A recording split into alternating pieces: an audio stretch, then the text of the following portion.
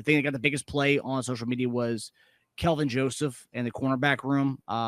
We got to see Jaylen Watson play for the first time this preseason. Played pretty much the entire game. I think a cramp kept him out in the fourth quarter. So it was like a lot of catch-up duty for him. And we've seen this past week, Spags talked about, Andy Reid talked about cornerback 2 was going to be kind of a revolving door all season. It was going to be a big-time rotation.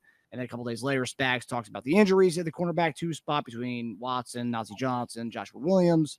And also Kelvin Joseph has been in there too as well.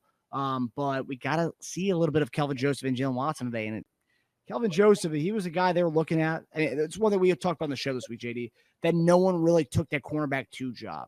And it still seems like it's up in the air right now as to whose job it's going to be, even after this week 3 preseason game. But what did you make of the play you saw from the cornerbacks tonight? And what do you make about that kind of vacant cornerback 2 spot right now?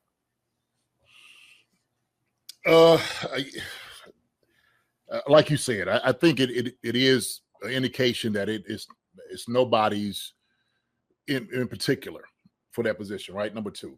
I think, with Nazeeh, Justin Williams, Joshua Williams, Jaylen Watson, those guys, it was between those 3 that we was looking at. And so nobody emerged as that guy, clearly. And so I think you kind of go into the season kind of thinking the same thing. Unless, we talked about this because of the injuries. Do you go out and go get somebody? Now, to be honest with you, I wasn't really on that boat, to be honest with it, when we first started talking about it. But bearing to the injuries, how Watson looked. Watson's a little out of shape, has some cramps. So, the man's only been out there for, 22 days? That's how long he's practiced, trying to get back into it. And if you haven't been out there just running with your legs, the physical part of it, it's going to take a little time. And so am I opposed to going to getting a guy? I don't know. Maybe not. I'm not quite sure. Yeah, all right. There you go. Starting to come around a little bit. Yeah, you know what? But I'm saying that just kind of cautionary maybe. But I do think, and this is what I'm saying, all right? Do you have enough of confidence in Hayden? I like him. Tennessee, I think he's a big corner. They kind of got him some reps. He's got that scoop, almost scored with it. Do you challenge him? You put him in there to try to make some plays. And so he's a guy that they're going to try to evaluate, saying like, okay, well, are we okay with this young guy? We was okay with the young guys years before, but we had a L'Jarius Sneed had been here for a long time, right? Yeah. So we didn't really have to worry about it. So we had to throw some young guys out there. We could pull them back out and put, Sneed back in. It might not necessarily be a problem now. It might be a problem to say, okay, well, maybe our depth is not as good as we thought it was. So that's a good question to answer in these next couple of weeks. What do you think, Tej? I said it last preseason game too. I still don't want to overreact. It's a preseason. Like, if we're going to start overreacting about cornerback, we can go down the line on a lot of positions that we weren't necessarily as happy with. We're Super Bowl champs. We have high standards. So we come to preseason and we're like, oh, that's not good enough. That's not good enough. You want to win another Super Bowl? You're not going to win another Super Bowl like this. But like we're not there, obviously. I would say, and it's not like a lot of, I haven't watched every preseason game from every team, but I bet you there's a lot of fans out there saying the same thing about their cornerback group. And it's not like every team is going out there signing guys left and right. That same list we talked about, for the most part, I think most of them are still available, right? So I think teams are going to wait and see how their players actually do in the regular season before they're like, okay, if we want to make a run, if we want to win another Super Bowl, we can't rely on this. We need to at least have an insurance policy. Overall, I was pretty disappointed with our cornerbacks. I think throughout the preseason, no one really stood out to claim the number 2 spot. I think the most disappointing part is that we were okay letting Sneed go because we were really confident in this group as a whole. And we really thought they had a lot of depth. So I think it's not just that it's high standards, it's that this group particularly, we had a high standards for them. And my fear is that cornerback becomes the new like D tackle. Like it becomes like McDuffie and everyone else, just like it's been Chris Jones and everyone else. I don't want it to become that. So I'm really hoping someone does step up early on in the season and makes a name for themselves. Because I'll tell you what, the way McDuffie's looked and just in general, that number 2 is going to get tested a lot. Because we look around the league, receivers stacked in a lot of places. And the number 2 is not that much worse than number 1 on a lot of teams. So Burrow has no problem throwing to T. Higgins 9 times a game if he has to against us. You know, a lot of teams have no problem throwing to the number 2 guy. If they're like, you know what? Screw McDuffie's side. I'm not throwing him. Let's go to another guy. He's better. He's just better than him, the guy across from him. So we'll find out real quick. Do you so you know what you're saying that I'm thinking how I thought about the young guys when we threw them in there against Buffalo. We knew they had a tough task. You have 2 games that you're coming in with guys who are not chopped liver. We're talking about some guys that's at the top of the list in wide receivers, right? The Baltimore Ravens, okay, and the Cincinnati Bengals. Do you introduce them to the fire immediately to get them better? That's my thing. Do you do Hayden, put him in there so he can get tested, so he can see, right? Do you do that? And that's kind of the question. That's kind of the question. That way he can be ready later on down the road if we need to put him in, okay?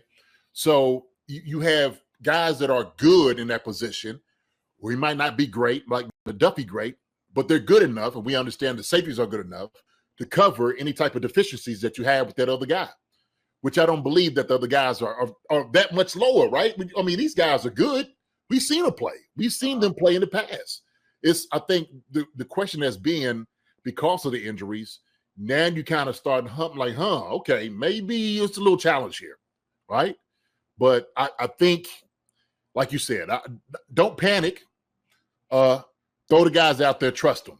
And I think Spags does a great job of saying, like, look, I trust you. I trust you to go out there and play to your best ability. I trust you to play within the scheme that I'm asking you to play in and be successful.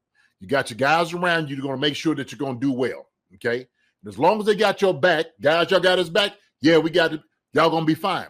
Y'all stick together, y'all going to be all right. So that's why I say, like, not the panic mode, like you said. I don't believe the panic mode. Maybe trusting your younger guys, okay, just to get that type of support. I do, because we had this topic the other day about if we should go get a guy, and that's what, Spags kind of alluded to, Veach looking at cornerbacks and, and bringing them to his attention and having him look at film. And I will say there is something to what you said as far as going with Haddon and putting him in there. And, I mean, the story with Jaylen Watson, I mean, a big to-do with him, if you go back to his history, week 2, the first Amazon Prime Thursday night game, Trent McDuffie gets put on IR the midseason IR with the hamstring injury. Mm-hmm. And who starts for the first time in that game? You have 7th round pick Jaylen Watson starts that game. It takes a pick 6 to the house, a 99-yard pick 6 to win that game. Yep. And could be the same thing happen with the Haddon where you put him in there. But I mean, I guess my whole thing is bringing in a veteran cornerback, and I'll ask you this, JD. Bringing in a veteran cornerback, when you pick a veteran edge rusher, you can put him in right away. Mm-hmm. Maybe it might be a little different. I don't know. Is it different where like that guy might have to learn the different packages, different coverages, and it might take him a little bit longer? Whereas, let's say we bring in Xavien Howard as an example. You have Haddon in there, but you also, and let's say Ozzy's still recovering, Watson's still recovering, and Josh Williams still recovering. There's 3 guys who were hurt. You bring in Xavien Howard to kind of spell Kamal Haddon every so often because he's still learning the coverages and the new schemes and stuff. Is that more or less, could that happen with a DB versus another position? A veteran DB understands what he has to do in zone. He understands what he has to do in man. It all depends on his strengths, though. Is he a stronger guy in zone or is he a stronger guy in man? The type of scheme that we run, we rely on the man coverage more than anything else. Zone is an easier spot because you just got to know where you are as far as in relation to everybody else. Xavier, he can definitely do that. My thing is when we talking names, and like I said this other day, let's just hope he hadn't been on the couch eating Cheetos. And he comes in and he's got his belly sticking out, and you thinking like, oh man, I thought he was ready to go, and you get burnt on a go route. So I think, you can definitely do that. Try to, spelling for a while, but how much is going to cost you? Is he ready to go? Is he going to fit in with everybody else around in the locker room? That's the question, right? Is he your type of guy? So I think it was a question you had to ask these next couple of weeks, Marcus, really, to get to that point.